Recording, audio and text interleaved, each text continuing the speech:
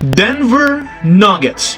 Well, nakuha nga po agad nito mga Kawan Stories ang unang panalo sa Game 1 matapos nilang ma-outscore ang Lakers lalo sa second half. Kung inyo ngang mapapansin, sa naging laro nga po nila mga Kawan Stories, napakagandang game plan at adjustment ang ginawa ni Coach Mike Malone matapos nilang ma-contain at mapigilan ang opensa lalo ni LeBron James at Anthony Davis. Ngunit kasabay rin naman nga po ng pag-init ng Nuggets, siya rin namang sinabayan ang pag-struggle muli ni D'Angelo Russell. Ibang-iba ngayon mga Kawan Stories ang ipinakita ng team ni Coach Darvin Ham. Muli, playoff struggle, D'Angelo Russell is back. Sa katunayan, sa siyang nga nitong binitawan na 3-point, isa lamang ang pumasok. Marami nga po ang nagsasabing mga fans, sino nga ba ang posibleng pumalit sa kanya kung sakaling magtuloy-tuloy ang pag-struggle nito? Tara na't talakayin natin yan at pag-usapan ang pag-trash talk ni Anthony Edwards sa Phoenix Suns. Pero bago yan, please don't forget to hit the notification bell at mag-subscribe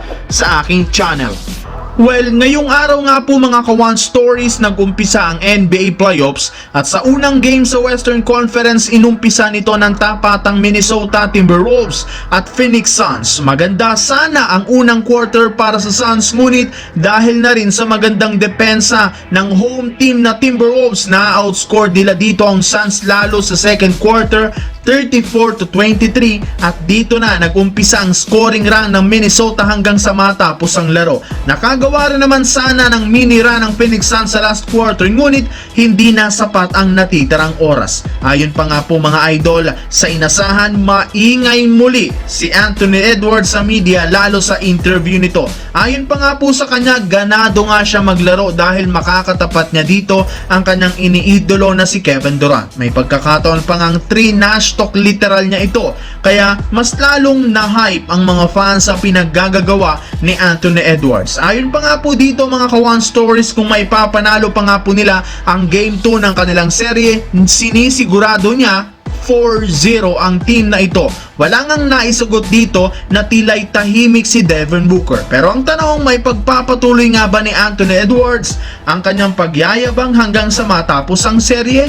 Yan naman ang ating aalamin sa mga susunod na araw. Sa kabilang banda naman, tungkol sa usap-usapan ng mga fans ngayon na posibleng pumalit kay D'Angelo Russell sa starting line. Lingid nga sa kaalaman ng lahat, mismong si Magic Johnson na mga Kawan Stories ang nagsabing hindi kasalanan ni na LeBron at Davis ang kanilang pagkatalo dahil kasalanan nga ito ni na Austin Reeves, D'Angelo Russell at Rui Hachimura na tila'y biglang nag-iba at bumagsak ang efficiency ratings. Ibang-iba nga po ang laruan ngayon ng tatlo, kaya marami nga po ang bumabati ko sa kanila, lalo kay D'Angelo Russell na mismong pinupuntereya ngayon ng mga haters. 13 points lamang ang naital nito habang 1 out of 9 naman sa 3-point line.